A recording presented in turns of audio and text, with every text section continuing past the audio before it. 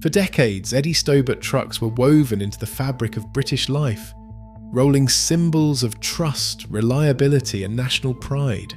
But while millions recognised the brand, almost no one saw the storm gathering inside. Behind the doors of this logistics empire, a powerful partnership between Andrew Tinkler and William Stobart was unravelling, turning friendship into bitter conflict and ambition into a boardroom war that nearly destroyed it all. At the lowest point, Eddie Stobart, worth £138 million when it went public, was just hours from running out of cash. How did a family business built on trust and unstoppable growth find itself fighting for survival from within? To understand the collapse, we have to start with the strength of the partnership that built it. In 2003, a handshake changed the fate of a British icon. Andrew Tinkler, a builder's son from Cumbria with a taste for risk and a sharp eye for opportunity, led a management buyout of Eddie Stobart Limited. The deal was not just a transfer of ownership, it was the moment the company's future split in two.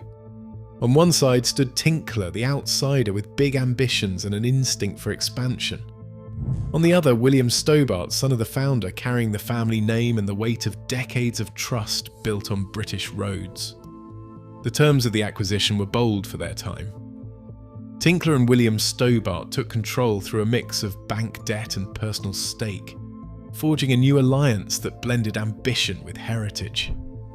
Tinkler brought fresh capital and a relentless drive to modernise. William brought the legacy, the relationships and the credibility that only a true Stobart could offer. Together they set out to transform a family-run haulage firm into something much bigger. Inside the boardroom, the partnership was a study in contrasts.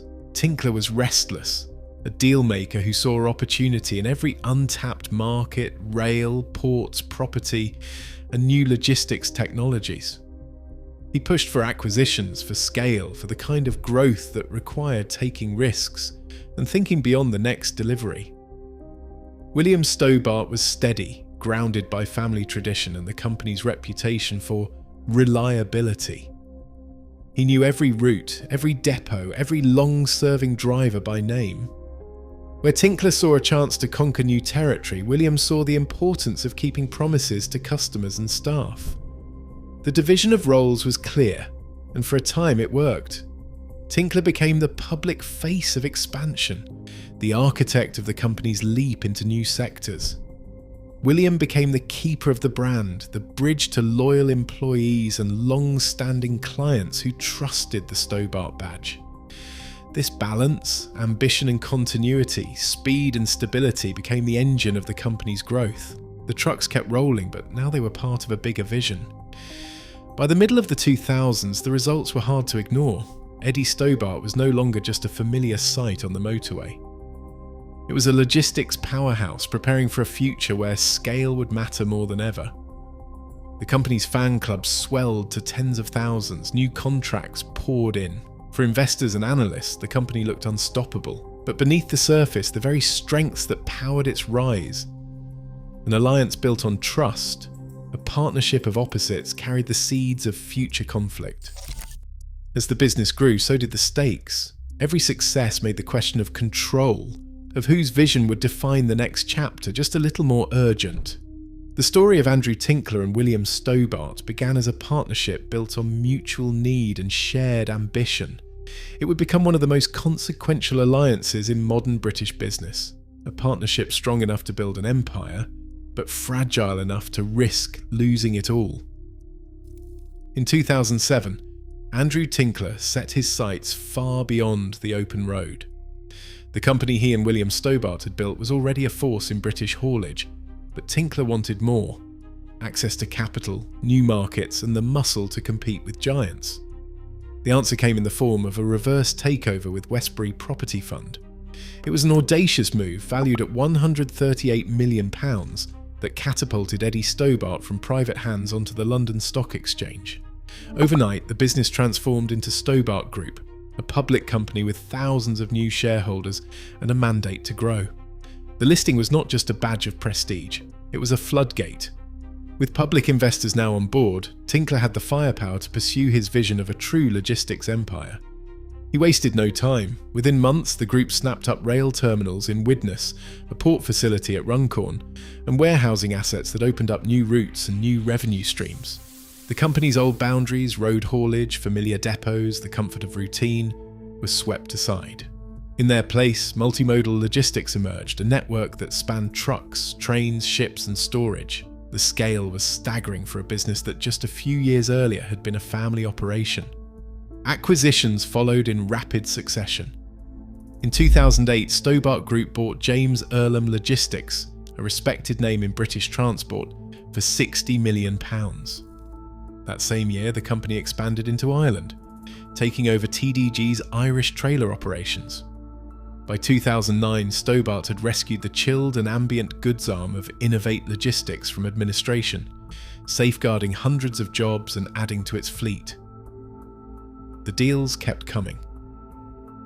Autologic, a car transporter business, joined the fold in 2012. Each new division brought fresh talent, new customers, and more complexity. Tinkler was everywhere, negotiating contracts, pitching to investors, driving integration. He spoke in terms of vehicle utilization, supply chain integration, and operational efficiency. The ambition was simple: move more goods in more ways for more clients and do it better than anyone else.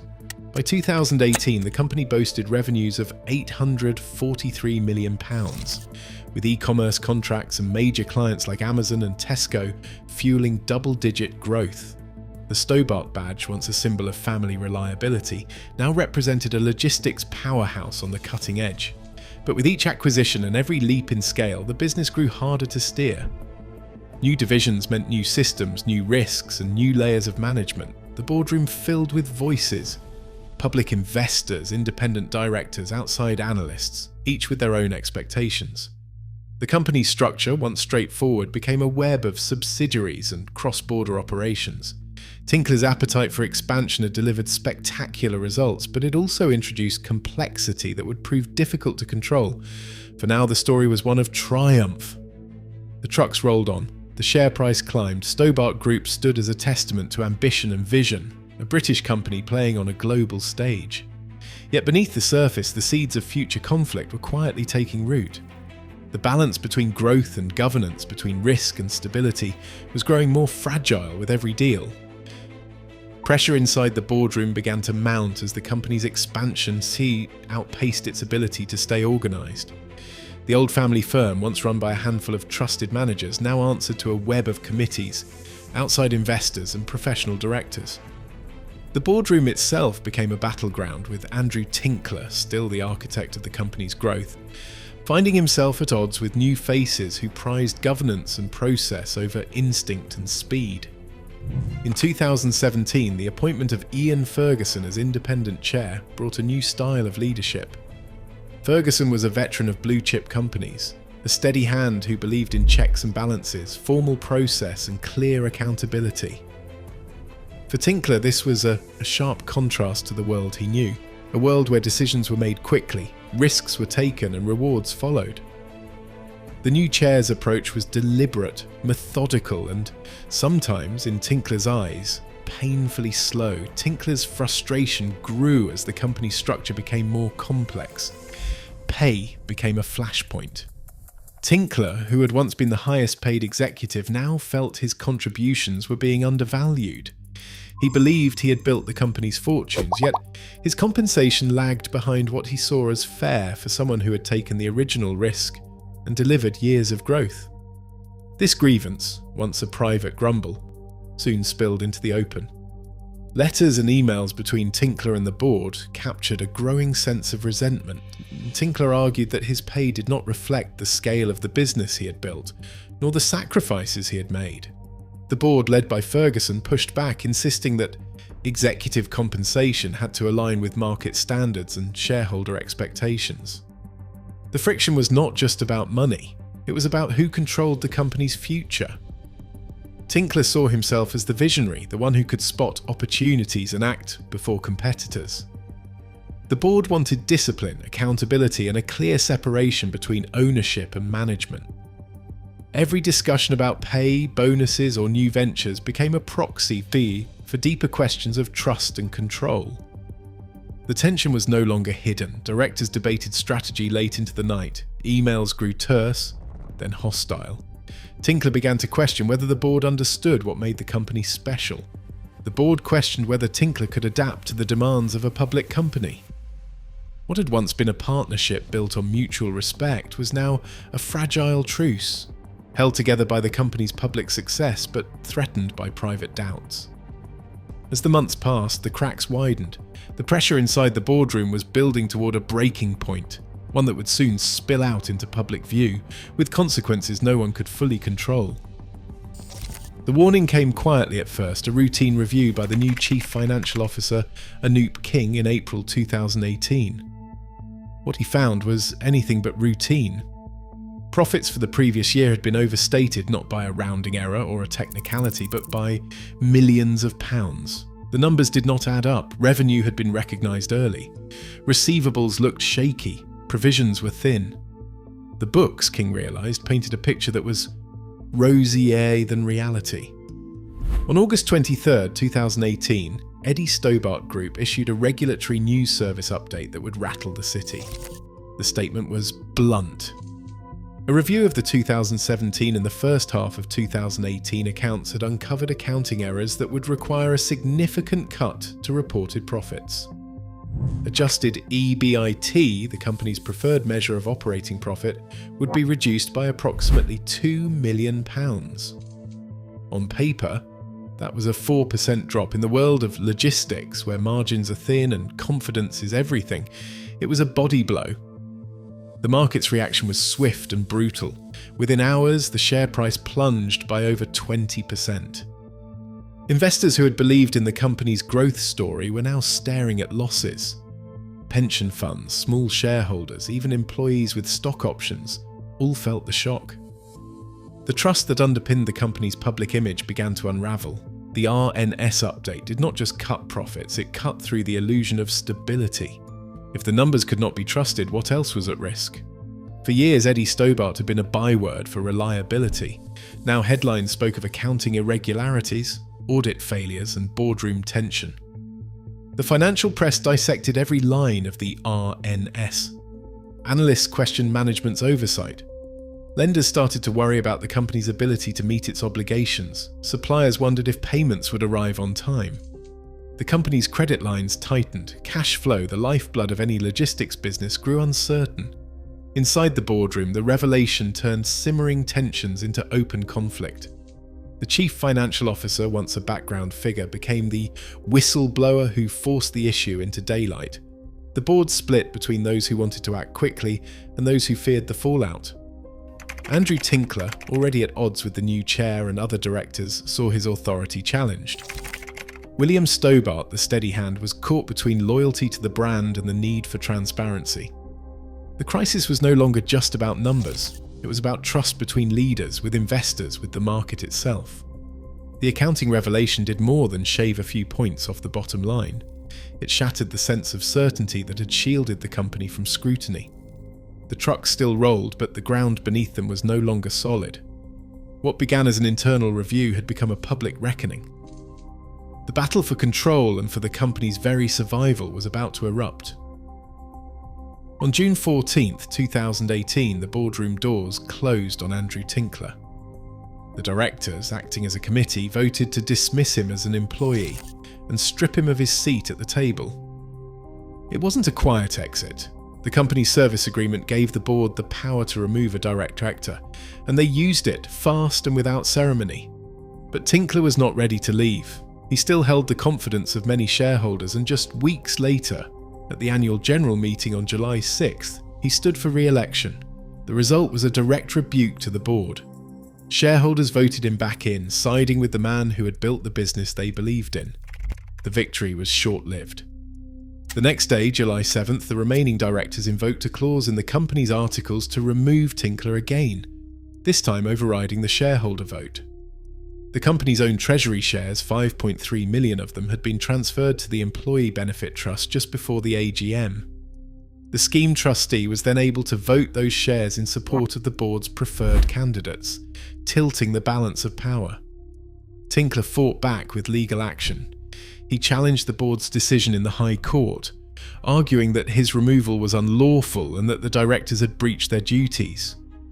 In a judgment handed down on February 15, 2019, the court found against him.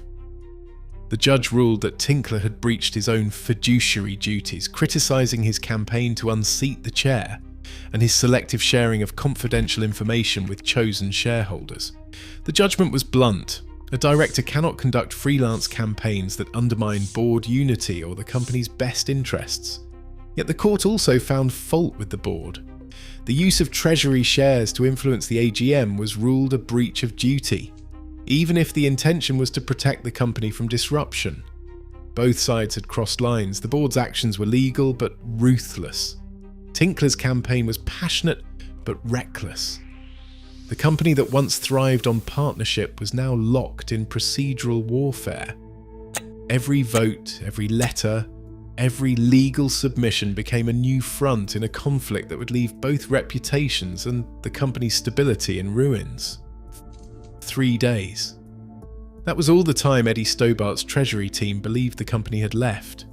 By mid-December 2019, the numbers were stark, nearly £200 million in debt, cash reserves draining by the hour, and a payroll of thousands hanging in the balance. The trucks were still running, but the company that once seemed unstoppable was now just days away from running out of money. Inside the boardroom, the sense of crisis was absolute. Suppliers demanded upfront payment, banks tightened their grip on credit lines. Even routine expenses, fuel, wages, repairs, became questions of survival. The company's own forecasts showed a hard deadline. Without emergency funding, operations would grind to a halt before the week was out, trucks would stop, contracts would be lost, thousands of jobs would be at risk. The board called an extraordinary general meeting for December 19, 2019. The agenda was simple: approve a £55 million bridge loan from DBAY advisors or face administration. The terms were tough: secured debt at 15% interest, a hefty upfront fee and warrants giving DBAY a path to majority control. But there were no other options. Competing proposals had fallen away. Time had run out. Shareholders arrived knowing what was at stake. The vote was almost unanimous, over 99.9% in favour. With that, DBAY's money landed in the company's accounts, the trucks kept rolling, wages were paid. The immediate threat of insolvency passed, but at a price. Control of the company shifted decisively. DBAY gained board seats, veto rights, and a direct say over every major decision. Existing shareholders were left with a fraction of what their stakes had once been worth. A crisis that began with accounting errors and boardroom battles ended with a rescue that fundamentally changed who held the keys to the business. The Eddie Stobart name survived, but the era of independence was over. The story now belonged to new owners and to the hard lessons learned on the edge of collapse. Today, Eddie Stobart trucks still roll across Britain, but the brand now moves under new owners. Forever changed by a boardroom war most will never see. When trust breaks at the top, even icons can teeter on the edge. Overnight, the lifeblood of cash flow can vanish. In business, the real risks are often hidden in plain sight. What story rolls behind the next familiar name you trust? Share your thoughts below.